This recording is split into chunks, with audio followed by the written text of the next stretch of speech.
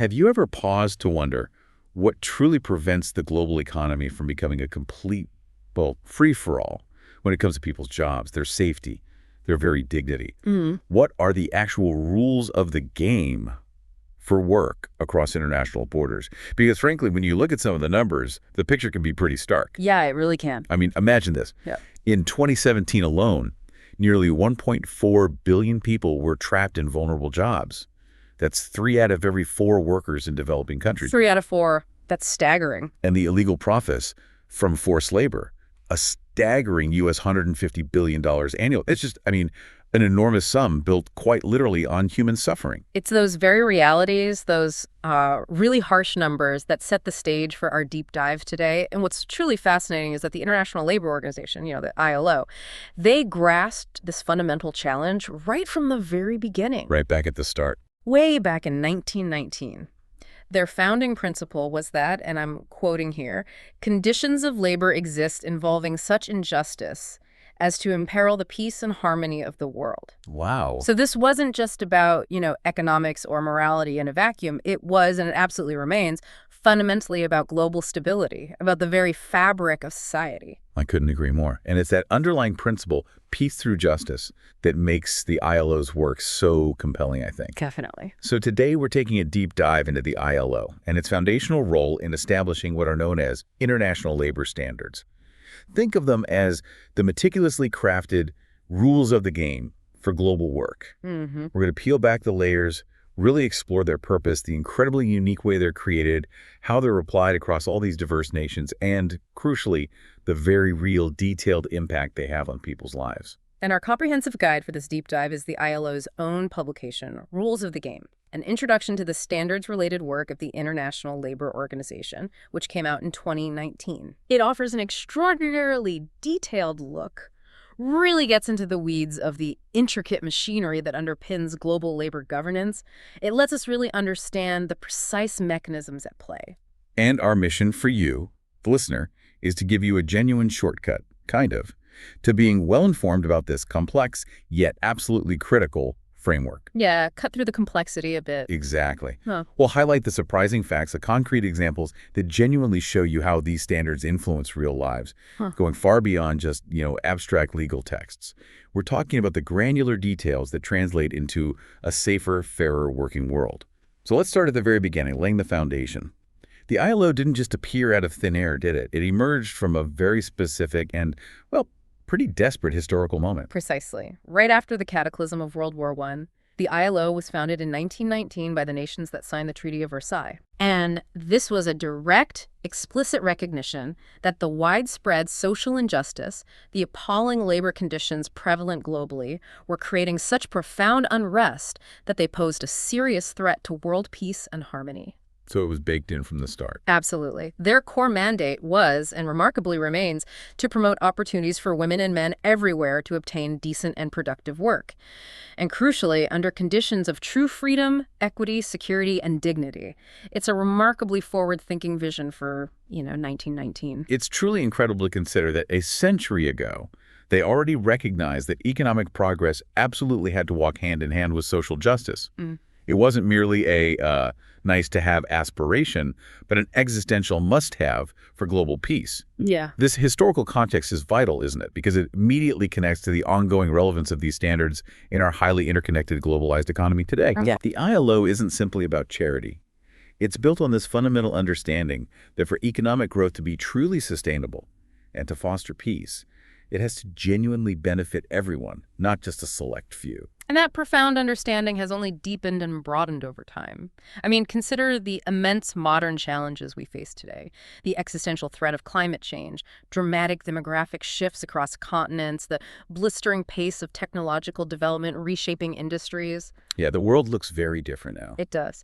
But the ILO's historical foundation, rooted in this comprehensive approach to social justice, it uniquely positions it to address these complex, evolving issues.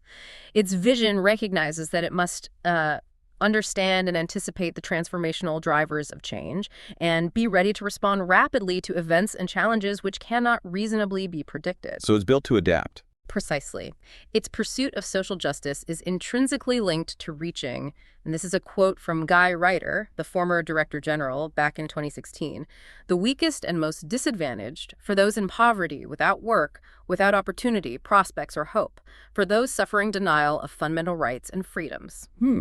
Powerful words. Very. And this continuous adaptation, built upon that remarkably strong and detailed initial mandate, is key to its enduring impact and relevance. It's exactly why the 2030 Sustainable Development Agenda, adopted by the UN in 2015, explicitly includes decent work as Goal 8. Right, SDG 8. Exactly. This isn't just about jobs. It's about inclusive, sustainable development on a global scale, and the ILO's detailed work is right at its core. So if that's the overarching vision, how exactly do they translate such broad aspirations into practical, maybe even enforceable rules? What do these international labor standards actually look like on paper? What's their precise legal weight? That's a crucial question. ILO standards are unique in that they are legal instruments drawn up through this extraordinary tripartite process. So that involves representatives of governments, employers, and workers from around the world. Tripartite, that's key. It really is. It means they embody a consensus from all three parties right from the start. And they come in two primary forms, each with a distinct purpose and legal implication. Conventions and recommendations. Okay, conventions and recommendations. Conventions are essentially legally binding international treaties. Once a member state ratifies a convention, which is a formal, voluntary act by a sovereign nation, it becomes legally binding for that country. Right. Ratification is the trigger. Exactly. This means the country undertakes a firm commitment to apply the convention's provisions in its national law and practice, and also to report on its application at regular, quite detailed intervals. And a ratified convention typically comes into force for that specific country 1 year after the date of ratification, which allows time for any necessary national legal adjustments. Okay, so conventions are the firm, legally binding commitments. But then you mentioned recommendations. Why have both? Doesn't that just add an extra layer of complexity or maybe even create loopholes if one is binding and the other isn't? That's an insightful question, actually, and the answer lies precisely in the meticulous design of the system and its built-in flexibility. Recommendations, on the other hand, are non-binding guidelines. Non-binding, okay. They serve two main, very practical purposes. First, they can supplement conventions by providing more detailed guidance on how a convention's broad principles could be applied in various national contexts. Think of them as like the how-to guide. Ah, okay. More practical detail. Exactly. And second, they can stand autonomously, offering guidance on issues where a binding treaty might not be immediately feasible or universally appropriate, perhaps because the issue is still developing or maybe just too diverse for a single rigid approach.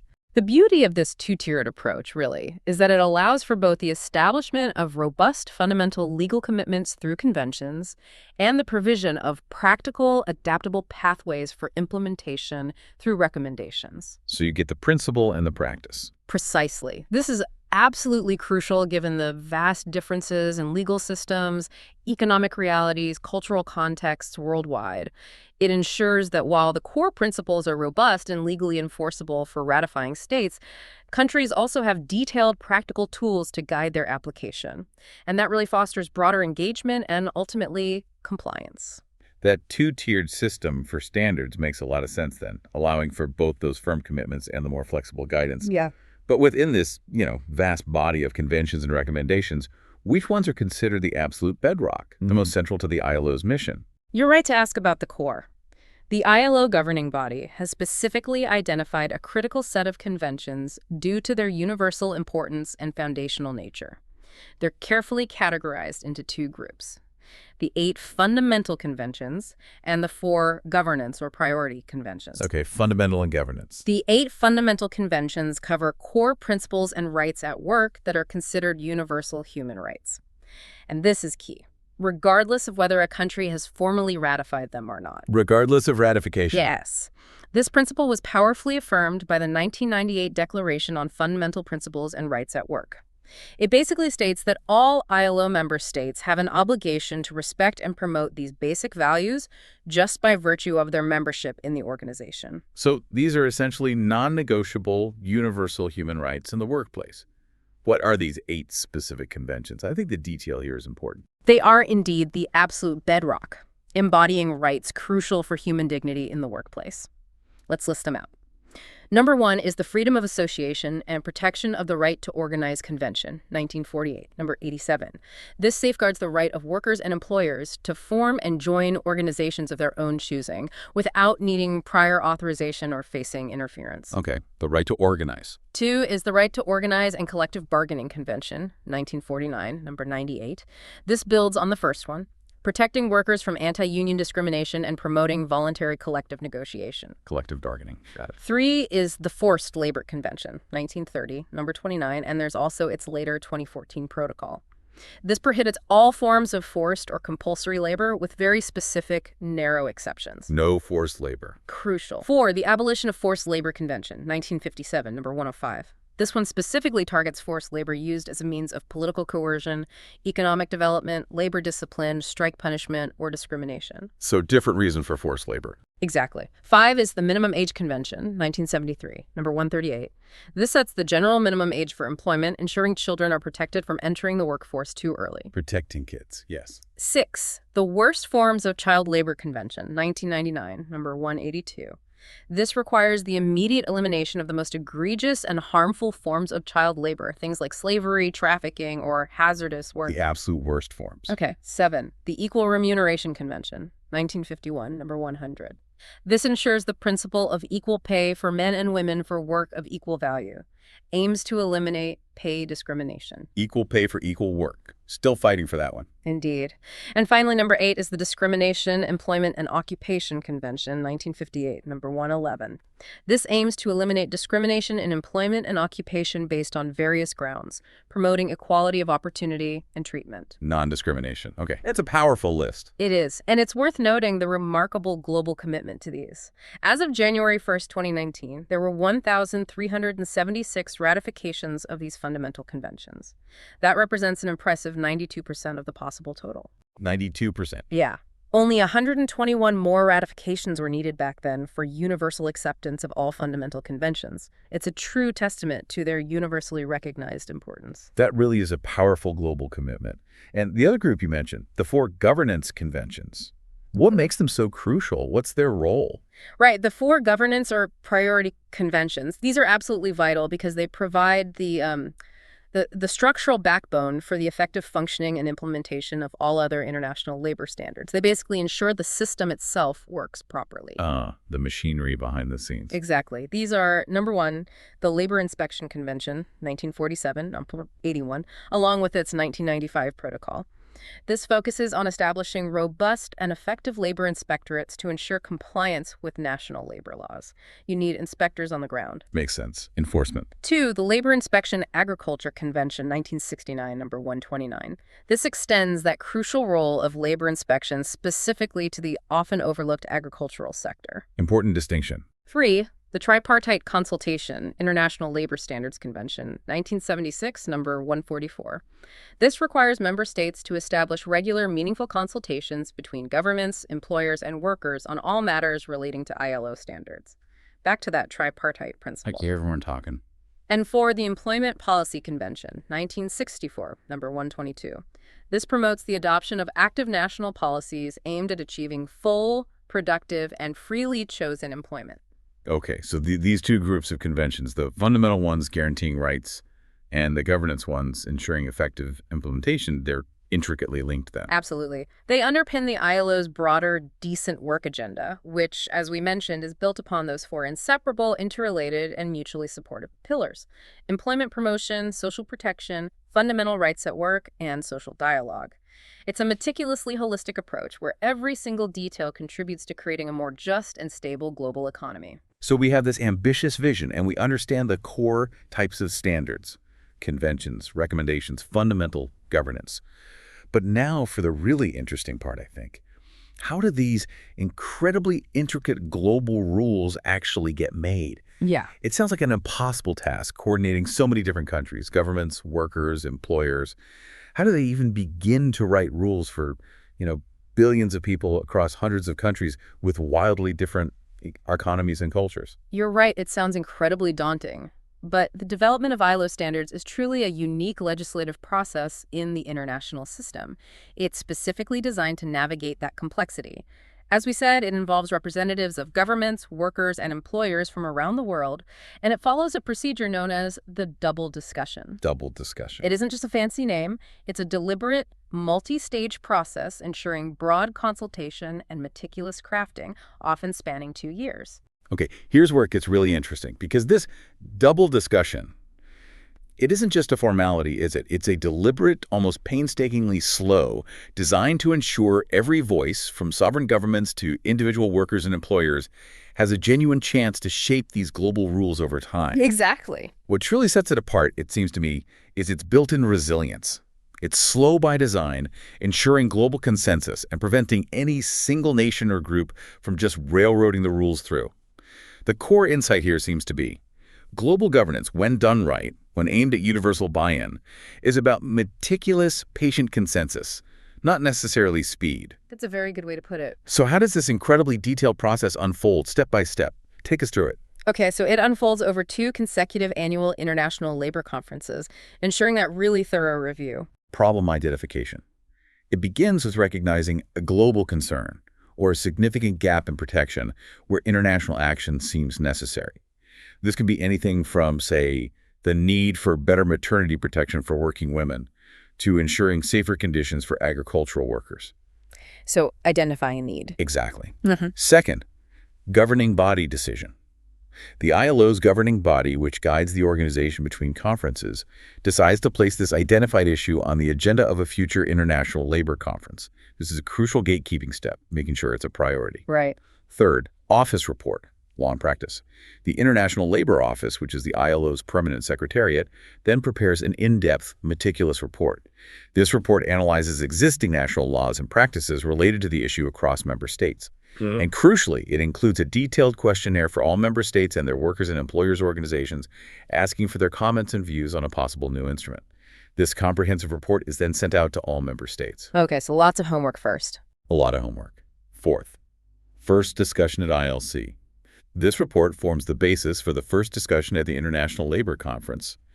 Delegations from all ILO member states attend. And remember, each delegation has 2 government delegates, 1 employer delegate, and 1 worker delegate, and importantly, each delegate gets 1 vote. Tripartite equality in action. They engage in detailed deliberations, allowing for initial reactions, proposed amendments, a deep exploration of the complexities. The first round of debate. Precisely. Fifth, second office report, draft instrument. Based on the outcomes of that first discussion, the office then prepares a second report. This includes a summary of the first discussion and, critically, a draft instrument, either a convention or a recommendation incorporating all the feedback received. This refined draft is again sent out for comments. Refining the text. Exactly. And finally, sixth step. Second, discussion and adoption at ILC. The draft instrument is presented for a second, conclusive discussion at the following annual session of the International Labor Conference. Here, the draft is thoroughly discussed again, amended as necessary, and then proposed for adoption. The final vote. Right. And for a standard to be adopted, it requires a robust 2/3 majority vote from all the delegates present. This detailed, iterative process, meticulously spanning over a year, sometimes 2, ensures that the resulting standard is robust, widely considered, and genuinely benefits from comprehensive tripartite input. It reflects both universal principles of labor protection and those diverse national contexts we talked about. Hashtag TAG 2.2, ratification, universality, and flexibility. That sounds like quite the legislative marathon. Once a standard is adopted with that strong 2/3 majority, what happens next? Is it immediately universally binding on all member states? Or is there still that layer of national decision-making involved? Not quite immediate universality, no. Once adopted, member states are legally required, under Article 19.6 of the ILO Constitution, to submit the new convention or protocol to their competent national authority, usually their parliament or legislature, within 12 months. Okay, submit it nationally. Yes, for consideration of ratification. And ratification, as we said, is that formal, sovereign procedure where a state accepts the convention or protocol as a legally binding international instrument. Once ratified, it creates a binding obligation for that country to apply the convention in its national law and practice. And when does it kick in globally? A convention normally comes into force 12 months after being ratified by at least 2 member states. That signals its entry into global effect. Okay. So even after all that meticulous tripartite drafting, there's still this crucial layer of national choice involved in ratification. How does the ILO balance that idea of universal principles with the vast differences between countries, their economies, cultures, legal systems? Does this flexibility weaken the standards, or does it actually strengthen them in practice? That's a critical aspect, and the design of ILO standards directly addresses it through carefully built-in flexibility clauses. The standards are designed as an expression of universally acknowledged principles, right? Oh. But they are formulated to be flexible enough to be translated into diverse national laws and practices. They explicitly acknowledge varying cultural, historical, legal, and economic backgrounds. Can you give an example of that flexibility? Sure. For instance, conventions on minimum wages. They don't mandate a specific monetary amount, which would be totally impractical given wildly different economies. Right. Wouldn't work. Instead, they meticulously require countries to establish a system and machinery to fix minimum wage rates appropriate to their specific economic development level. That's a subtle but profoundly important distinction in the details of their application. Okay, setting up the system, not the number. Exactly. Other flexibility clauses might allow states, under specific conditions, to temporarily apply lower standards or exclude certain carefully defined categories of workers from the application of a convention, or even apply only parts of an instrument. But doesn't that open the door to weakening the standard? Oh, here's a crucial detail to emphasize. Reservations to ILO conventions are not permitted. No reservations. Okay. This preserves the integrity of the standard itself. Flexibility is managed through specific, predefined mechanisms within the convention, not through unilateral national modifications after the fact. And when a country utilizes these flexibility options, they're usually required to make a formal declaration to the Director General of the ILO, and importantly, to do so only in consultation with their national social partners, the workers' and employers' organizations. The tripartite check again? Precisely. This tripartite consultation mechanism is vital. It ensures local buy-in and helps prevent these flexibilities from being exploited to undermine the core principles. This careful balance between universal principles and granular flexibility is exactly what makes broader adoption and practical impact possible. It avoids that rigid one-size-fits-all approach that might just be rejected by many countries outright. So we have all these standards being painstakingly created, carefully adapted to national contexts. But some of them literally date back to 1919. The world of work has changed dramatically since then. How does the ILO ensure this vast body of standards, 189 conventions, 205 recommendations, 6 protocols, remains truly relevant, robust, and up-to-date in a constantly evolving global landscape? Seems like a huge task. It is a huge task, and this is where the Standards Review Mechanism, or SRM, comes into play. It's a testament to the ILO's commitment to continuous improvement. It's a critical, ongoing process specifically designed to ensure the ILO has a clear, robust, and relevant body of standards that genuinely responds to the changing patterns of the world of work. Okay, the SRM. Its objectives are basically twofold. First, to protect workers effectively in contemporary contexts, and second, to take into account the needs of sustainable enterprises, making sure the standards remain practical and implementable. And how does it work? Who does the reviewing? The SRM was first established by the governing body back in November 2011 and became fully operational in 2015. It functions through a dedicated 32-member tripartite working group, so again, that balance, 16 government representatives, 8 employer representatives, and 8 worker representatives.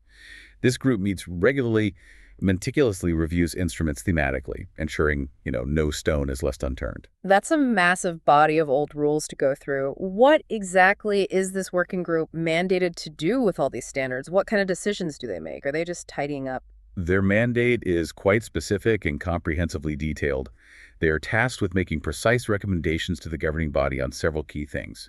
First, the status of the standards examined. They determine, with expert legal and practical consideration, if they are still truly up-to-date and relevant, if they are maybe in need of fundamental revision to meet modern challenges, or if they've become genuinely outdated and, lost their purpose. So keep, revise, or retire? Basically, yes. Second, a thorough review of gaps in coverage. This includes proactively identifying emerging areas where new standards might be required to address issues not even contemplated when the original standards were adopted. Think about digital platform work, for example. Right, things that didn't exist before. Exactly. And third, proposing practical and time-bound follow-up actions as appropriate. This can range from promoting better ratification of existing standards to actually initiating the whole process for developing new instruments. Has this SRM actually had a noticeable impact yet? Oh, absolutely. It's had a tangible, measurable impact already. Since 2017, the International Labor Conference has formally abrogated, essentially repealed several conventions and withdrawn recommendations that were deemed obsolete. For instance, 2 conventions were abrogated in 2017, and then 6 conventions and 3 recommendations in 2018. So they are cleaning house. They are actively pruning outdated instruments. Furthermore, based on the SRM's detailed work identifying gaps, the governing body decided to place an item on the agenda of the 2021 ILC for a completely new standard on apprenticeships, precisely recognizing a critical gap at the international level. Creating new rules, too. Yes, and this continuous detailed process is reinforced by a 1997 Instrument of Amendment to the ILO Constitution, which empowers the conference to abrogate conventions that have lost their purpose by that 2/3 majority. It ensures the entire framework remains dynamic, effective, and constantly adapting to new realities in the world of work. This meticulous, ongoing review is how a century-old organization remains profoundly relevant. So we've gone deep into how these rules are meticulously made and kept current, a truly deliberate and detailed process to ensure they're fit for purpose in a changing world.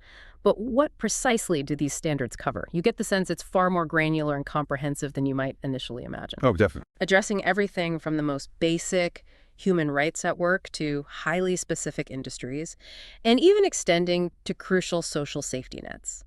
Let's dive into some of the key areas of protection where the ILO's detailed work makes a real difference. Right, let's start with what's arguably the bedrock, the principle of freedom of association. It stands at the very core of ILO values. It's enshrined not only in the ILO Constitution, but also in those foundational declarations like the Declaration of Philadelphia and the Declaration on Fundamental Principles and Rights at Work. And human rights declarations too, right? Exactly. It's also universally proclaimed in the Universal Declaration of Human Rights. It's absolutely prerequisite for sound collective bargaining and meaningful social dialogue. Essentially, it's the fundamental right of workers and employers to form and join organizations of their own choosing, without needing prior authorization from the state, and for these organizations to operate freely, without interference or the risk of being dissolved by administrative authorities. So it's about giving both workers and employers a genuine, protected voice, and ensuring that voice can be heard and acted upon. Simple in principle, maybe, but I can imagine that, in practice, protecting this right isn't always straightforward across the globe. What are some of the persistent challenges, despite these clear standards? Despite its fundamental nature and near universal acceptance on paper, significant challenges absolutely persist globally. We still see the denial of these rights for certain categories of workers, sometimes public servants, sometimes seafarers who are excluded from general labor laws. Workers and employers' organizations can be illegally suspended or subjected to various subtle or overt acts of interference from authorities or even other parties. And in more extreme and frankly alarming cases, trade unionists, people simply trying to exercise these basic rights, face violence, arbitrary arrest, or even murder. That's shocking. Still happening today. Definitely. The International Trade Union Confederation, the ITC, reported in their 2017 survey that union members faced violence in a distressing 59 out of 139 countries studied. In that single year alone, 2017, trade unionists were murdered in 11 countries, including places like Bangladesh, Brazil, Colombia, Guatemala, Honduras, the Philippines. Freedom of expression and assembly were severely restricted in 50 countries, and in 84 countries, certain categories of workers are explicitly excluded from general labor legislation. That's a critical detail often overlooked, denying them basic protections. So the fight is very much ongoing. It is. And this highlights the critical importance of those 2 specific fundamental conventions we mentioned earlier. Convention number 87, Freedom of Association and Protection of the Right to Organize, 1948, which establishes the right to form and join organizations freely and protects them from administrative interference. And Convention number 98, Right to Organize and Collective Bargaining, 1949, which provides crucial protections against anti-union discrimination for workers and safeguards organizations from interference by employers. It actively promotes that voluntary collective negotiation between employers and workers' organizations for regulating terms and conditions of employment, a truly detailed mechanism for social dialogue. And when that collective bargaining actually functions as intended, when it works well, are there tangible, measurable benefits beyond just avoiding conflict? Does it make a real difference in people's lives and in the economy? Absolutely. The benefits are very well documented. Research consistently suggests that countries with highly coordinated collective bargaining systems tend to exhibit less wage inequality, lower and less persistent unemployment rates, and actually fewer and shorter strikes. It brings stability. Interesting. Less inequality, less unemployment. Yes. And a remarkable, detailed example of the positive impact can be seen in the Jordan apparel sector. A multi-employer collective agreement was meticulously forged there, covering some 65,000 workers. 65,000. Yeah, and an overwhelming three-quarters of whom are migrant workers, primarily from South and Southeast Asia. This agreement resulted in concrete, measurable benefits. The introduction of seniority bonuses, the harmonization of wages and Social Security benefits for both migrant and national workers, which is huge, and the provision of crucial emergency medical care. Real tangible stuff. Very tangible. The agreement also included highly specific clauses, allowing unions direct access to factories and dormitories. This facilitated the establishment of workers' committees, the election of leaders, and essential education for workers on their rights and responsibilities. This detailed implementation just shows how core universal principles can translate into real-world granular improvements for a massive, often vulnerable workforce. While freedom of association is about empowering workers and protecting their voice, forced labor represents the absolute antithesis, a complete, brutal denial of human dignity and freedom. It's universally condemned, yet the scale of it in our modern world is frankly just shocking. It is truly shocking. ILO estimates reveal that around 24.9 million people globally are still trapped in situations of forced labor. Nearly 25 million people. And what's particularly grim is understanding the precise economic engine behind this suffering. Forced labor in the private economy alone generates an estimated U.S. $150 billion in illegal profits annually. $150 billion. And two-thirds of that total, or about U.S. $99 billion, comes from commercial sexual exploitation alone. Another U.S. $51 billion is derived from forced economic exploitation in areas like domestic work, agriculture, construction, manufacturing, and other sectors. The vast majority of victims, about 83% or nearly 21 million people, are exploited by private individuals or enterprises. The remaining 17% are in state-imposed forms. So mostly private exploitation driving it. Mostly. And if we connect this to the bigger picture, the sheer, horrifying scale of forced labor and its deeply entrenched economic drivers, it really highlights why the ILO's meticulously detailed definitions and comprehensive prohibition of all forms, whether private or state-imposed, are so critically important. It's not merely a historical issue or some vestige of the past. It's a massive modern challenge that directly fuels poverty, exacerbates inequality, and hinders genuine economic development on a global scale. The precision in its measurement and condemnation is really what gives the ILO's work its leverage here. What forms does this forced labor take today? When we hear forced labor, some might think of, historical practices, but it's clearly a very present problem. What are the modern manifestations we should be aware of? Yeah, it manifests in various disturbing and complex ways across the globe, which makes those precise definitions critical for combating it effectively. We still see vestiges of traditional slavery in some parts of Africa. Coercive recruitment practices, often involving deceptive promises and debt bondage, are prevalent in many countries in Latin America and the Caribbean. Debt bondage. Yes. Domestic workers are frequently trapped in situations of forced labor through threats, violence, or the confiscation of documents, sometimes literally unable to leave their employers' homes. Bonded labor, where individuals are tied to their work through a vicious, often intergenerational cycle of debt, still persists for millions in South Asia. Intergenerational debt, wow. In Europe and North America, human trafficking for forced labor in prostitution or clandestine sweatshops is a significant issue, victimizing considerable numbers of women, men, and children. And unfortunately, forced labor is still used as a punishment for expressing political views or even for basic labor discipline in some authoritarian contexts. A whole spectrum of coercion. It is. The ILO's foundational instruments combating this are the Forced Labor Convention, 1930, number 29, and the Abolition of Forced Labor Convention, 1957, number 105. The 1930 Convention broadly prohibits all work or service which is exacted from any person under the menace of any penalty and for which the said person has not offered himself voluntarily. A clear definition. Very clear. And it's incredibly detailed, listing specific narrow exceptions, things like compulsory military service, normal civic obligations, or work exacted as a consequence of a court conviction, but critically, only if it's under public authority supervision and not for private gain.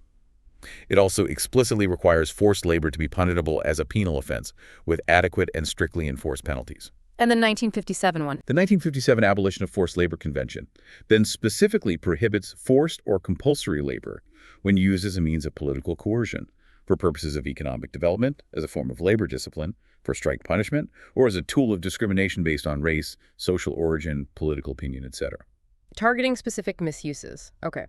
And have they updated these conventions to address newer forms of exploitation like human trafficking, which seems like such a huge modern issue? Yes, absolutely.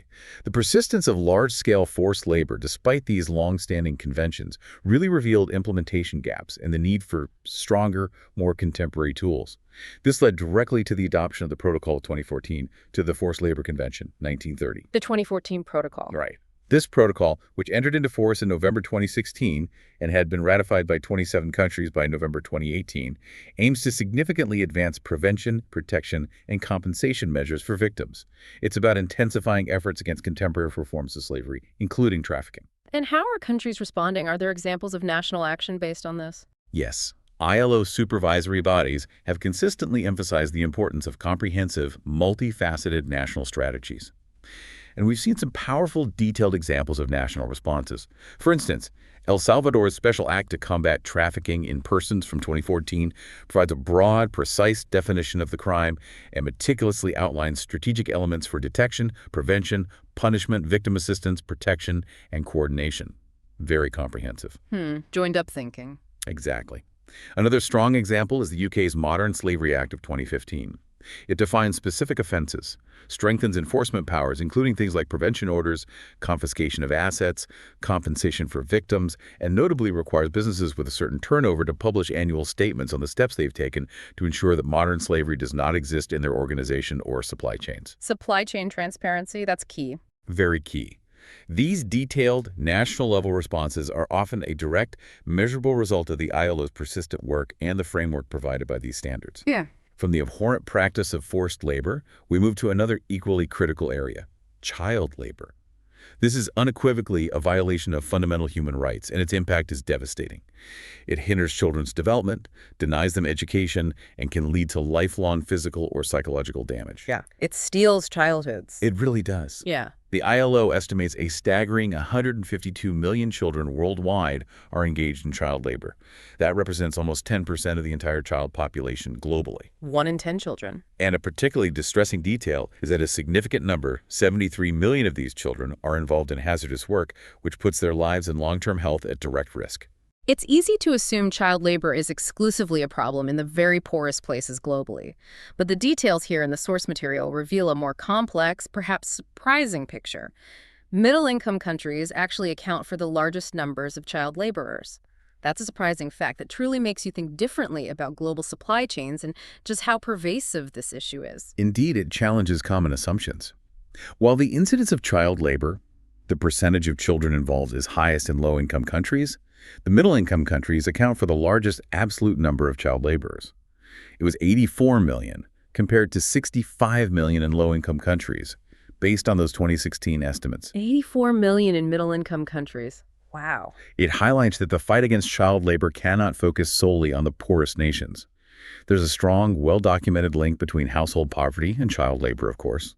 It perpetuates poverty across generations by keeping children out of school and limiting their social mobility and future prospects. And where does most child labor happen? A massive 71% of all child labor, or around 108 million children, occurs specifically in the agricultural sector. That's a critical detail for targeting intervention. Agriculture. Okay. And while significant progress has been made globally, a reduction of approximately 94 million children in child labor between 2000 and 2016, much urgent work clearly remains, particularly in Africa, where child labor has actually increased in recent years, according to the data. So progress, but still a huge mountain to climb. What are the main ILO tools here? The primary instruments are the Minimum Aid Convention, 1973, number 138, and the Worst Forms of Child Labor Convention, 1999, number 182. Convention number 138 sets the general minimum age for employment at 15 years. It allows for light work from age 13 and sets a higher age of 18 for hazardous work, although 16 is allowed under very strict conditions. It also allows for initial ages of 14 or 12 for light work in less developed economies, showcasing that adaptive flexibility again. Tailoring it a bit. Right. Convention number 182, on the other hand, is a universal instrument. It defines a child as anyone under 18. and requires the immediate elimination of the worst forms of child labor. And how are those defined? The worst forms. They are defined with remarkable precision. They include slavery-like practices such as the sale and trafficking of children, debt bondage, forced recruitment for armed conflict, child prostitution and pornography, the use of children in illicit activities like drug production and trafficking, and any work specifically defined as hazardous that is likely to harm their health, safety, or morals. Truly the worst. Absolutely. And critically, C.182 also mandates assistance for the removal, rehabilitation, and social integration of these children and ensuring their access to free basic education and vocational training. It's not just about prohibition, it's about rescue and recovery. What's the ratification status of these particularly crucial conventions? Is the global community on board? Have countries signed up? The global community has shown overwhelming support, underscoring the universal abhorrence of child labor. As of January 1, 2019, Convention number 138 had been ratified by 171 countries. And Convention number 182, the worst forms won by an astounding 182 countries. 182, that's almost universal. Almost universal. Back then, only 5 more ratifications were needed for universal ratification of C.182. This near-universal acceptance is a powerful testament to the global consensus against child labor. Regionally, those 2016 estimates showed Africa with 72.1 million child laborers, Asia and the Pacific 62.1 million, the Americas 10.7 million, Arab states 1.2 million, and Europe and Central Asia 5.5 million. And are there success stories, examples where these standards have really made a difference on the ground? Yes, definitely. There are significant detailed success stories demonstrating the concrete impact. Uzbekistan, for example, after ratifying Convention number 182 in 2008, made truly significant progress in eliminating child labor in its critical cotton production sector. The cotton harvest. That was a big issue. Huge issue. The government explicitly prohibited the employment of students under 18 in the cotton harvest by 2016, a major policy shift. Joint monitoring by the ILO and the Uzbek government has shown measurable progress in virtually eradicating systematic child labor in that industry. That's fantastic news. It really is. Similarly, Brazil, since ratifying C.182 in 2000 and C.138 in 2001, has seen a tremendous measurable reduction in child economic activity among 7 to 17-year-olds. It fell from 19% down to just 5% between 1992 and 2015. Big drop. Huge drop. And at the same time, school attendance rates rose from 80% to 95%. This remarkable achievement was brought about through a detailed combination of policy reforms, conditional cash transfer programs linked directly to school attendance, the Bolsa Familia program being key, and a significantly strengthened labor inspectorate with specialized mobile inspection groups. These detailed examples show that with genuine political commitment and targeted action informed by the ILO standards, you can truly make a profound difference. Moving from protecting the youngest workers, we shift to a pervasive and often silent issue affecting workers of all ages across every single industry, occupational safety and health, or OSH. The ILO Constitution explicitly sets forth the fundamental principle that workers must be protected from sickness, disease, and injury arising from their employment. It's right there in the founding documents. A core principle. Absolutely. Yet, despite this bedrock principle, the reality for millions of workers worldwide remains grim. According to the most recent ILO global estimates, a staggering 2.78 million work-related deaths occur annually. Nearly 3 million deaths a year from work. And a truly alarming detail here is that 2.4 million of these deaths are related to occupational diseases. Things like cancers, cardiovascular diseases, respiratory illnesses caused by workplace exposures. This highlights the silent, long-term toll of unsafe or unhealthy work environments that often go unrecognized until it's far too late. That's a truly immense human cost, a tragedy playing out every day globally. And beyond the human suffering, what's the economic impact of these failures in occupational safety and health? Is it just a cost to individuals, or does it ripple out into the broader economy? Oh, the economic costs are absolutely colossal. They impact enterprises, national economies, and the global economy as a whole. These losses meticulously calculated in terms of things like compensation payments, lost workdays, interrupted production, costs for training and reconversion of workers. Massive healthcare expenditures, they represent an estimated 3.94% of the world's annual GDP. Nearly 4% of global GDP. That's enormous. Hundreds of billions of dollars lost globally each year. For individual employers, this translates into direct, costly early retirements, the irreparable loss of skilled staff, increased absenteeism, and significantly higher insurance premiums. It hits the bottom line hard. This raises an important question then. If the economic costs are so immense, why do these issues persist on such a vast scale? It seems counterintuitive. It does. And it highlights the critical detailed need for robust OSH standards and, crucially, effective implementation, which the ILO provides in extraordinary detail. The painful reality is that many, perhaps most of these tragedies are entirely preventable. They can be prevented through the diligent implementation of sound prevention strategies, comprehensive reporting mechanisms, and rigorous inspection practices. So prevention is key. Absolutely. And the ILO has one of the most comprehensive suites of instruments addressing OSH globally. We're talking over 40 conventions and recommendations specifically dedicated to the subject, plus more than 40 detailed codes of practice. In fact, nearly half of all ILO instruments deal directly or indirectly with occupational safety and health issues. That underscores its absolute centrality to the organization's mission. Wow, half of all instruments. That's an incredible amount of detailed guidance. Can you highlight some of the key OSH conventions and give us a sense of their granular coverage? What sort of things do they focus on? Certainly. Some of the most important overarching OSH conventions include, first, the Promotional Framework for Occupational Safety and Health Convention, 2006, number 187. This instrument focuses on establishing coherent national OSH policies and promoting a preventive safety and health culture through social dialogue, that tripartite discussion, again, between government, workers, and employers' organizations. It's about building a foundational, systemic culture of safety, not just reacting to accidents. Building a safety culture. Okay. Yeah. Second, the Occupational Safety and Health Convention, 1981, number 155, and its 2002 protocol.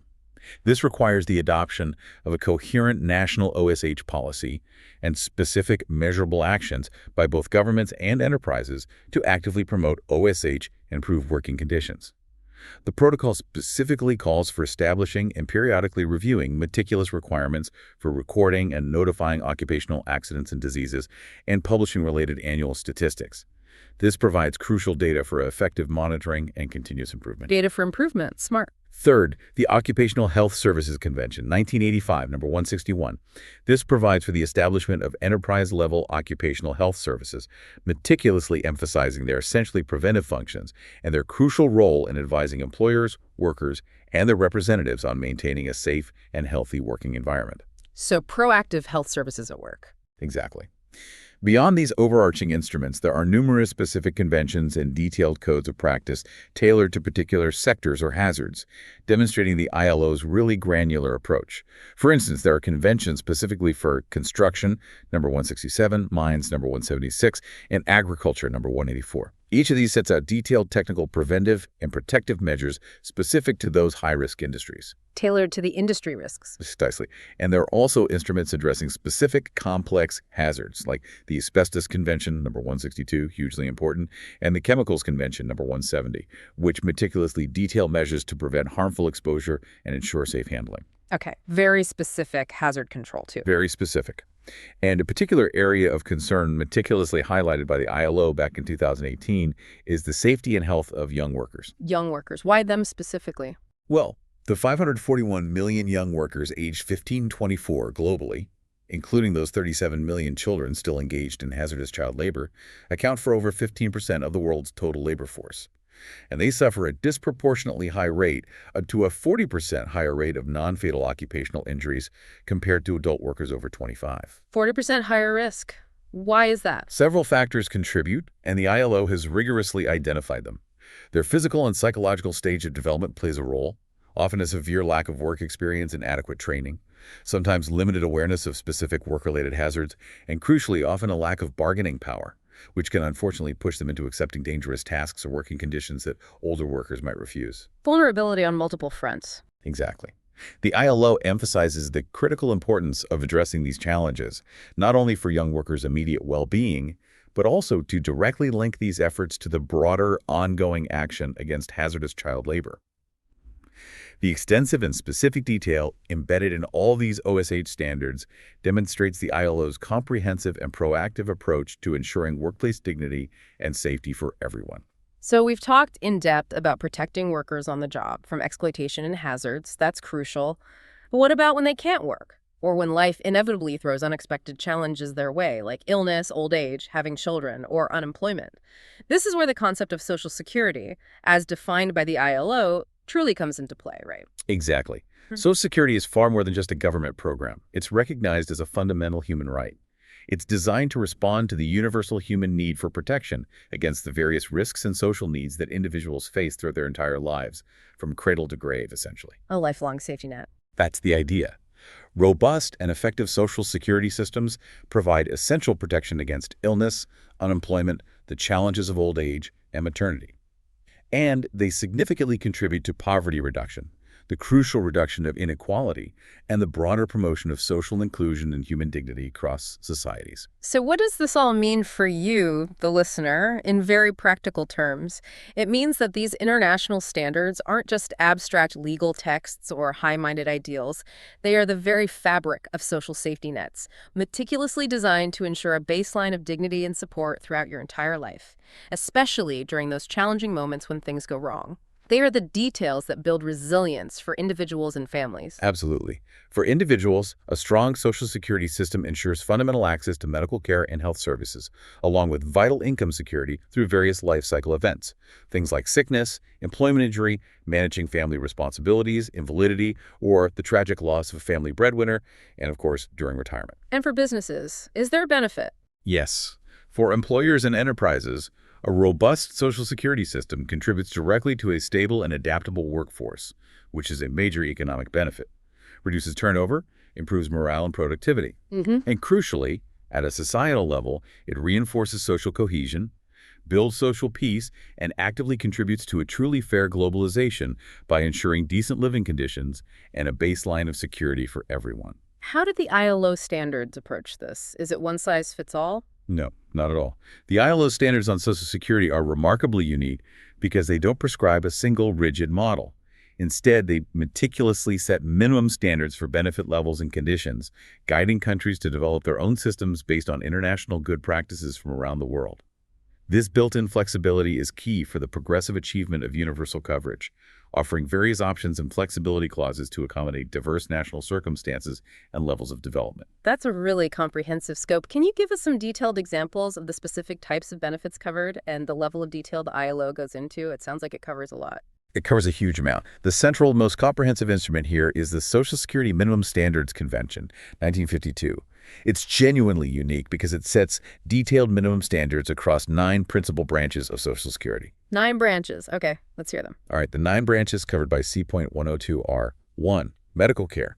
This covers not just treatment, but also preventive care, general practitioner care, including home visits, specialist care, essential pharmaceuticals, prenatal, confinement, and postnatal care, and hospitalization where medically necessary. Really comprehensive health coverage. Wow, that's detailed. Sickness benefit. This requires periodical payments of at least 45% of the reference wage, though a later convention, C.130, specifies at least 60%, showing a progression of ambition over time. Replacing lost income during illness. 3. Unemployment benefit. Periodical payments of at least 45% of the reference wage according to C.102. Again, a later one, C.168, specifies at least 50% for proper health and living standards. Support when you lose your job. 4. Old age benefit. Periodical payments of at least 40% of the reference wage, C.128 later specified 45%, with rates meticulously revised to reflect changes in living costs or general earnings levels. Pensions, basically. Right. Retirement security. 5. Employment injury benefit. This covers medical care plus periodical payments of at least 50% of the reference wage for incapacity or invalidity, C.121 later specified 60%, and crucial benefits for widows and dependent children if the injury is fatal, at least 40%, with C.121 specifying 50%. Covers workplace accidents. Accidents at work. Covered. 6. Family benefit. This can be either periodical payments or the provision of specific goods or services like food, clothing, housing, holidays, or domestic help, aimed at supporting families with children. Helping families. 7. Maternity benefit. This includes essential medical care, prenatal, confinement, postnatal, and periodical payments of at least 45% of the reference wage. The more recent Maternity Protection Convention, 2000, number 183, specifies a higher standard of at least 2/3 of previous earnings for proper health and living standards, plus comprehensive medical benefits. Supporting mothers and newborns. Invalidity benefit. Periodical payments of at least 40% of the reference wage, C.128 specifies 50%, for long-term disability, coupled with crucial rehabilitation services. Support for disability. And 9. Survivors benefits. Periodical payments of at least 40% of the reference wage for the surviving family members, like widows and children, when the breadwinner dies, C.128 specifies 45%. Protecting families after loss. That's incredibly comprehensive. It really is. And Convention 102 specifically allows for progressive achievement. Countries can initially accept obligations for just 3 branches and gradually extend coverage over time, making it a truly practical framework for development. So countries can build up their systems. Exactly. This detailed framework is further supported by Recommendation Number 202, the Social Protection Floors Recommendation, 2012. This provides detailed guidance for establishing national social protection floors, basic levels of security for all, as a stepping stone towards extending higher levels of Social Security coverage. Social protection floors, a baseline for everyone. Yes.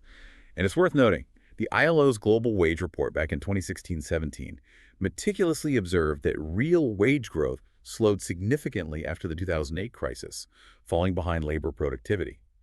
This led many countries to introduce or strengthen minimum wages to support low-paid workers, often women, and importantly, without significant negative employment effects being widely reported. This aligns perfectly with these Social Security standards. Interesting link to minimum wage. And even the G20 has emphasized the importance of minimum wages and collective bargaining reflecting productivity gains, showing a broader international understanding of the necessity and the economic benefits of these safety nets.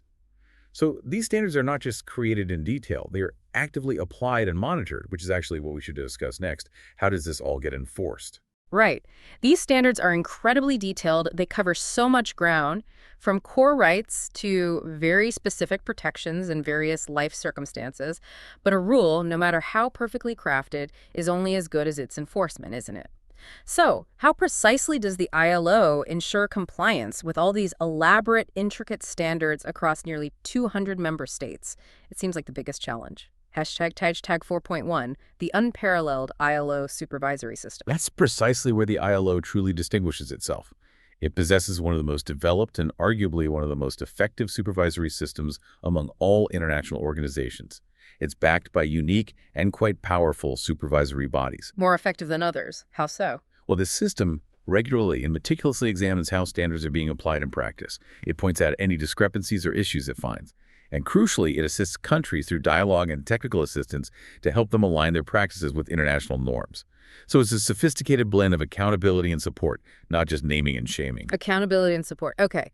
The core of this system is accountability through detailed reporting. Once a country ratifies an ILO convention, it's legally obligated to report regularly on the specific measures it has taken for its implementation. How often do they have to report? Specifically, governments have to provide comprehensive, detailed reports every 3 years on how they are applying any of the 8 fundamental and 4 governance conventions they ratified. For all other conventions, detailed reports are required every 6 years. And who sees these reports? Just the ILO? No, and this is a vital, very specific detail that ensures transparency and genuine tripartite oversight. Copies of these government reports must be submitted to the country's own employers and workers' organizations. Ah, so the unions and business groups see them too. Exactly. This allows them to comment on the government's report, or even to submit information directly to the ILO on the application of conventions.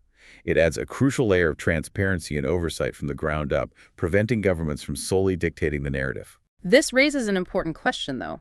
How exactly does a non-governmental organization, which the ILO essentially is, albeit a unique one, without direct sovereign power, how does it exert such significant influence and hold member states accountable to such a granular degree? Yeah. The answer clearly lies in its unique tripartite structure and these incredibly detailed, structured supervisory mechanisms you're describing. So what are the primary regular mechanisms they use for this consistent supervision? Let's get into the specifics. Hashtag 4.2 regular supervisory mechanisms in detail. Right. The ILO's regular supervisory system operates through 2 main, highly structured and complementary bodies, each with distinct roles. First, we have the Committee of Experts on the Application of Conventions and Recommendations, or the CEACR. This was established way back in 1926. Nearly a century old. Almost. It's composed of 20 eminent jurists from diverse geographic regions, legal systems, and cultures, all appointed by the governing body in their personal capacity. Their role is to provide an entirely impartial and highly technical evaluation of how international labor standards are being applied in ILO member states. They're the technical experts. Impartial jurists. Okay, what do they do? When they meticulously examine the application of standards based on government reports and info from social partners, they make 2 types of comments to governments. First, observations. These are comments on fundamental, often serious questions or systemic issues raised by the application of a particular convention in a state. These are significant because they are published in the Committee of Experts' detailed annual report, bringing public scrutiny to the issue. Public observations for serious issues. And second, direct requests. These relate to more technical questions or requests for further specific information, often clarifying details of implementation. They are not published in the annual report, but are communicated directly and confidentially to the governments concerned. This facilitates private dialogue and information gathering first. Okay, public and private feedback loops. Exactly. The CEACR's annual report itself is a monumental, detailed document. It's structured into 3 distinct parts. Part 1 is a general report, covering overall compliance with constitutional obligations by all member states. Part 2 contains those specific individual observations on the application of standards. And Part 3 is a comprehensive general survey on a particular subject, chosen each year by the ILO governing body. This survey delves deeply into national law and practice related to certain conventions or recommendations, whether ratified by the country or not.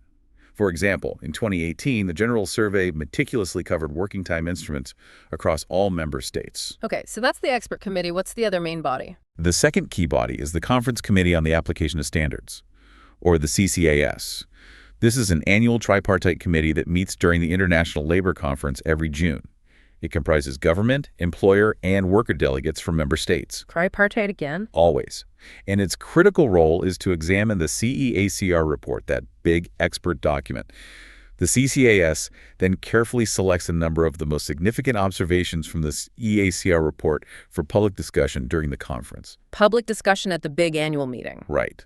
They invite the governments concerned to respond directly before the committee and provide detailed information on their case.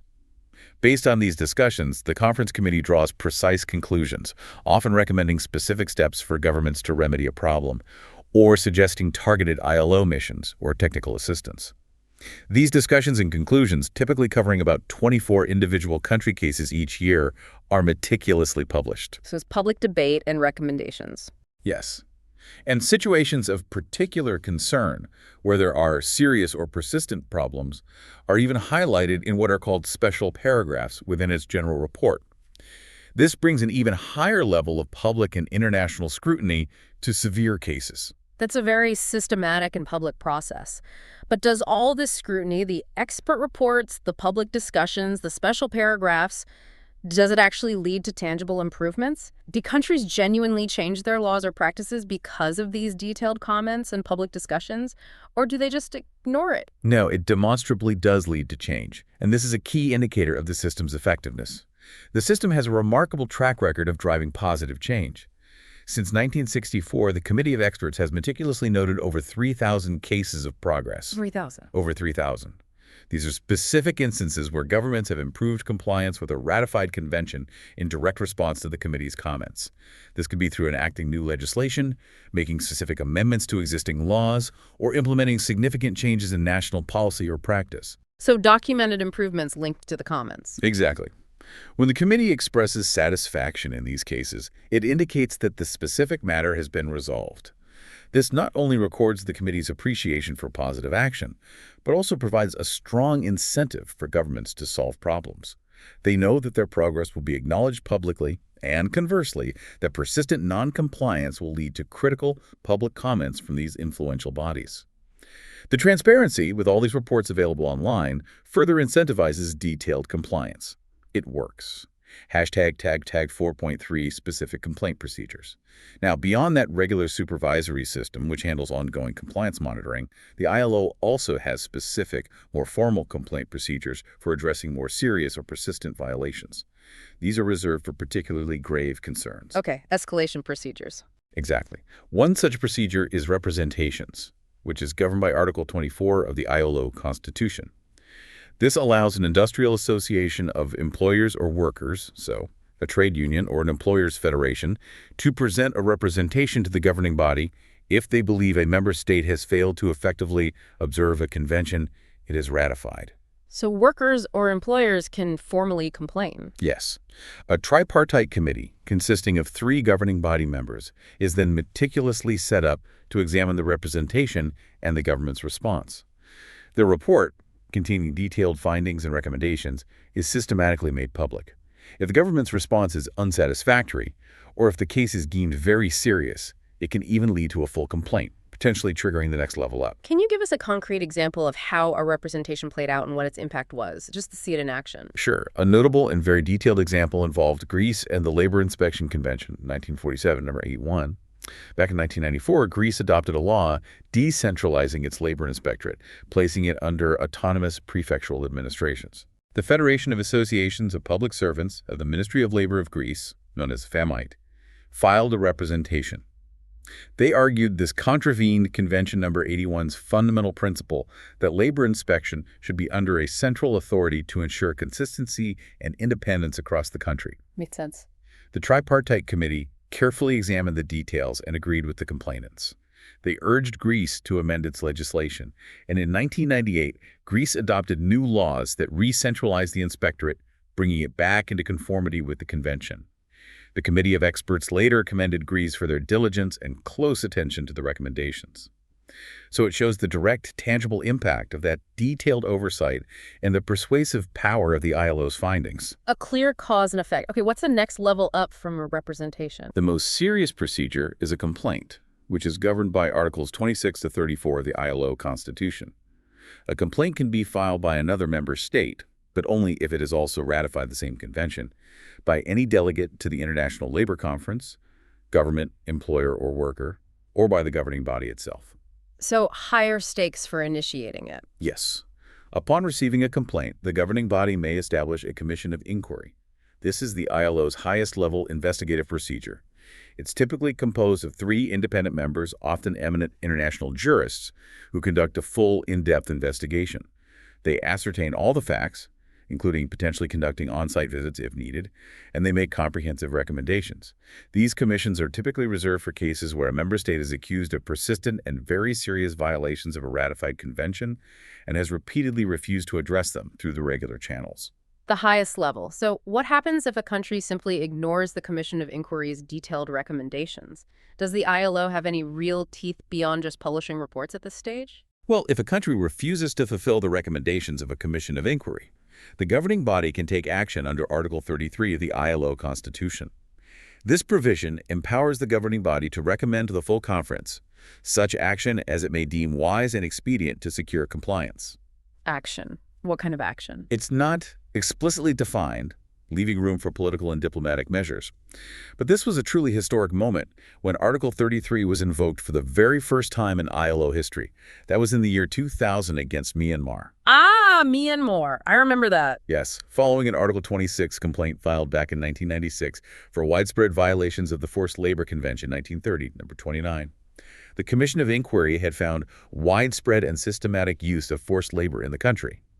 The invoking of Article 33 led to unprecedented measures by ILO members to review their relations with Myanmar to ensure they weren't contributing to forced labor. So it can lead to real consequences. It can. More recently, another commission of inquiry was established against the Bolivarian Republic of Venezuela in March 2018, underscoring the severity and continued relevance of this mechanism. Are there other examples where this had a big impact? A powerful historical example of the profound impact of this procedure is Poland, concerning Conventions number 87 and 98 on freedom of association and collective bargaining. After martial law was declared in 1981, suspending the Solidarnosc trade union and leading to the detention or dismissal of many of its leaders and activists. The Solidarnosc movement, yes. An Article 26 complaint was filed. The resulting Commission of Inquiry conducted a thorough investigation and found grave violations of both conventions. International pressure from the ILO, based squarely on these meticulous legal conclusions, was instrumental in Solidarnosc regaining legal status in 1989. Really? The ILO played that big a role? Lech Walesa, the Solidarnosc leader and later president of Poland, personally credited the Commission of Inquiry for making significant contributions to the changes which brought democracy to Poland. It illustrates how detailed legal findings, combined with international pressure facilitated by the ILO, can translate into profound political and social change on a national scale. That's incredible impact. Is there one more mechanism? Yes, one more key one. Right. The Committee on Freedom of Association, or CFA. Established in 1951, this body is particularly unique and powerful because it examines complaints of freedom of association violations, even if the country concerned has not ratified the relevant conventions, number 87 and 98. Even without ratification, how does that work? It's based on the principle, affirmed in the ILO Constitution and declarations, that freedom of association is a fundamental right inherent to ILO membership itself. This is a critical distinction. Complaints can be brought by employers and workers' organizations. The CFA, composed of an independent chairperson plus tripartite representatives, investigates the cases, meticulously establishes the facts in dialogue with the government, and if violations are found, issues a report with recommendations. And is it effective? Highly effective in a specific area. It has examined over 3,300 cases since its inception, and more than 60 countries on 5 continents have acted on its recommendations, demonstrating its widespread influence. Its mandate isn't merely to criticize, it's to determine if legislation or practice complies with freedom of association principles, always aiming for constructive tripartite dialogue. It requires clear, evidenced allegations, avoiding purely political ones, which reinforces its detailed, legalistic, and impartial approach. Hashtag tag 4.4 technical assistance and training. It's clear the ILO has these incredibly robust mechanisms for identifying and addressing noncompliance, from those regular reviews right up to high-level complaints. But it sounds like they don't just point fingers from afar. You mentioned support earlier. Do they offer practical, on-the-ground support to help countries actually meet these standards and avoid issues in the first place? Absolutely, that's a critical point. The ILO's role goes far beyond mere supervision and enforcement. A critical and very detailed component of its work is providing various forms of technical assistance and training to help countries align their legislation and practice with international labor standards. This is where the practical, on-the-ground implementation often happens, translating the standards into local realities. What kind of assistance are we talking about? It includes several things: advisory and direct contacts missions. ILO officials or other independent experts meet directly and confidentially with government officials, employers, and workers' organizations to discuss specific problems in applying standards and collaboratively find detailed, practical solutions tailored to the country. Promotional activities. This involves organizing targeted seminars and national workshops aimed at raising detailed awareness of standards, developing the technical capacity of national actors like judges, lawyers, civil servants, to effectively use them, and providing practical advice on their application in complex national contexts. Assistance in drafting national legislation. The ILO offers direct, specialized support to countries in drafting or meticulously revising their national laws to ensure precise conformity with international labor standards. They often work line by line with national legal teams to get the details right. So, hands-on help with laws and policies. Very hands-on. Much of this technical assistance is delivered through a global network of ILO International Labor Standards specialists who are strategically stationed in over 40 field offices around the world, places like Cairo, Lima, Bangkok, Budapest. These specialists are crucial for consistent, on-the-ground engagement and direct support. That's a huge global footprint for field operations. What about specific training for the people who are actually responsible for implementing these standards, the government officials, the lawyers, the judges you mentioned? Is there a central place for that? Yes, there is. The ILO operates the ILO International Training Center in Turin, Italy. This center is a global hub for training, education, and capacity building for governments, employers, and workers' organizations and other partners, all aimed at promoting decent work. The Turin Center. Each year, the center organizes over 450 specialized programs and projects for some 12,000 participants from 190 countries. It's a huge reach. This includes highly specialized courses on international labor standards, meticulously designed for government officials, employers, workers, lawyers, judges, and legal educators.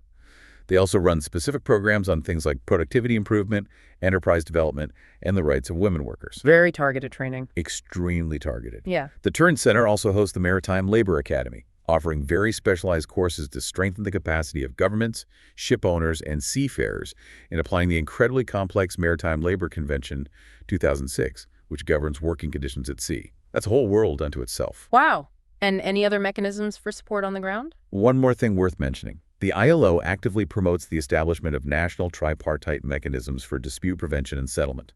These are often specifically set up at the request of governments facing complaints before the Committee on Freedom of Association, demonstrating a proactive, problem-solving approach. Using that tripartite model again for disputes. Exactly.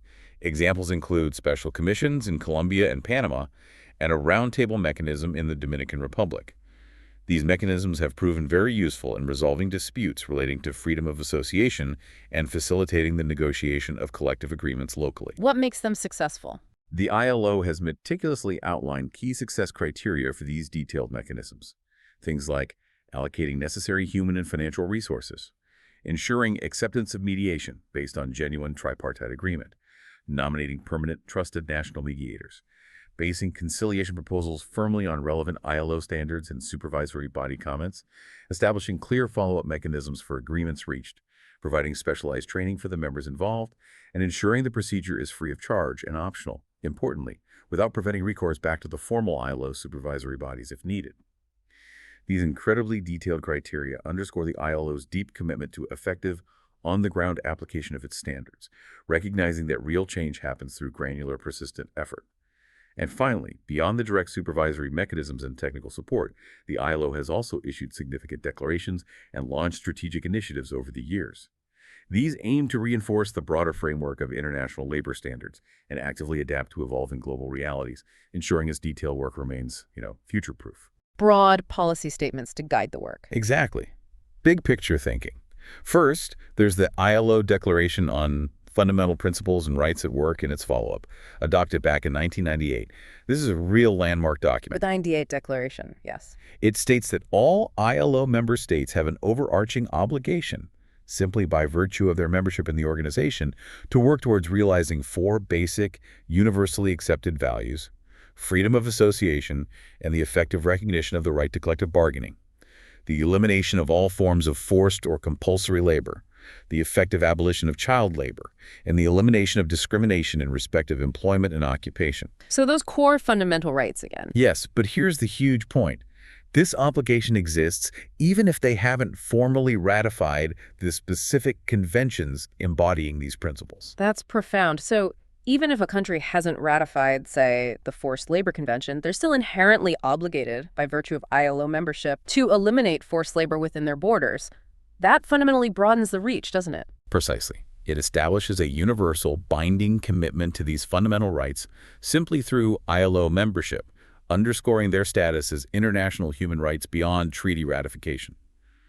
The Declaration also explicitly emphasizes in clear detail that labor standards should not be used for protectionist trade purposes, nor should they be interpreted to question a country's legitimate comparative advantage in trade. Addressing the trade linkage concern? Directly. It includes a detailed follow-up mechanism requiring annual reports from non-ratifying states on these specific areas, which are then meticulously reviewed by the governing body to monitor progress and trends. The aim isn't to create a parallel set of standards, but to facilitate full respect for these fundamental principles and ultimately encourage broader ratification of the relevant conventions. Wait, that's the 98 Declaration. What else? Second, building directly on that, is the ILO Declaration on Social Justice for a Fair Globalization, adopted in 2008. This was the third major statement of principles since the ILO's founding in 1919, adopted in direct response to pressing global challenges like the financial turmoil around that time, widespread unemployment, and the persistent growth of the informal economy. It expresses the ILO's contemporary vision in a deeply globalized era. Updating the vision for the 21st century. Exactly. It meticulously reaffirms the four strategic objectives of the Decent Work Agenda: employment, social protection, social dialogue, and rights at work, stating they are inseparable, interrelated, and mutually supportive. It explicitly reinforces standard setting as a cornerstone of ILO activities and reiterates with forceful clarity that violations of fundamental principles cannot be invoked as a legitimate comparative advantage in the global market. Closing that loophole firmly. Yes. This declaration also includes its own detailed follow-up mechanism for institutional review, regular discussions at the ILC, country reviews, and a strengthened research capacity, all designed to ensure its principles are translated into concrete action. So it's really about making sure that globalization actually works for everyone, not just a privileged few, and that it doesn't come at the cost of human dignity or basic rights. Are there any newer initiatives that tie all this together and look specifically towards the future, keeping things current? Yes, very much so. This demonstrates the ILO's continuous forward-looking approach and commitment to detailed relevance. The Centenary Standards Initiative, which was launched in the run-up to the ILO's 100th anniversary in 2019, has a specific dual objective. Okay, the Centenary Initiative. First, significantly enhancing the relevance of international labor standards through that rigorous standards review mechanism, the SRM we discussed earlier, the reviewing and updating process. And second, consolidating tripartite consensus on the authority and effectiveness of the supervisory system itself. So strengthening the rules and strengthening the enforcement. Precisely. This initiative explicitly spearheads the current ILO standards policy. It aims to strengthen the enduring role of standards in advancing social justice and promoting decent work in a dynamic global environment. Its efforts are specifically focused on achieving greater visibility for international labor standards and expanding outreach to constituents, governments, employers, workers through targeted technical assistance, precise technical cooperation, and comprehensive capacity building initiatives. These declarations and initiatives, they're not just lofty statements. They provide detailed frameworks and meticulous mechanisms to ensure the entire system remains dynamic, responsive, and ultimately effective in achieving its core mission of social justice in a constantly evolving global economy. Hashtag outro play. We've truly taken a deep dive today, haven't we, into the incredibly detailed world of international labor standards. It's absolutely clear that these aren't just abstract ideals or, vague aspirations. They are practical, meticulously detailed rules of the game, designed with painstaking precision to ensure dignity, fairness, and safety in the global economy. We've traced their profound historical roots right back to that recognition that social injustice imperiled world peace. We've explored their dynamic, unique creation through those tripartite double discussion processes, ensuring global buy-in. And we've detailed their comprehensive coverage of virtually every critical aspect of working life, from fundamental human rights like freedom of association to combating the horrors of forced labor and child labor, and even ensuring a baseline social safety net through the concept of social security for life's unexpected turns. It's incredibly broad. And crucially, we've seen the robust, multi-layered supervisory mechanisms that meticulously hold member states accountable. Everything from the impartial technical evaluations of the Committee of Experts to the high-stakes complaint procedures like commissions of inquiry and the unique, universally applicable work of the Committee on Freedom of Association. Yeah, the whole enforcement piece. Exactly. And if we connect all this detail back to the bigger picture, it becomes abundantly clear that these exceptionally detailed standards and the meticulous process behind creating and supervising them are a fundamental, indispensable part of building a more equitable, stable, and prosperous world for everyone. Right. They directly impact individual workers' lives every day. They empower employers through a more level and predictable playing field. And they foster profound societal stability by reducing poverty and ensuring fundamental human rights are consistently respected across the globe. As we look to the future, then, it truly makes you wonder, how does this meticulously detailed structure and this proven capacity for constant adaptation, like we saw with the standards review mechanism, how does this uniquely position the ILO to address the unpredictable, transformative challenges yet to come in the world of work? That's the big question. I mean, think about the rapid rise of AI-driven automation, the evolution of the gig economy, entirely new forms of global supply chains that we can barely even conceive of today. Can this century-old yet incredibly adaptable framework continue to evolve with such precision and ensure decent work for all in a world that seems to be moving faster than ever? It's definitely a question worth mulling over long after our deep dive ends.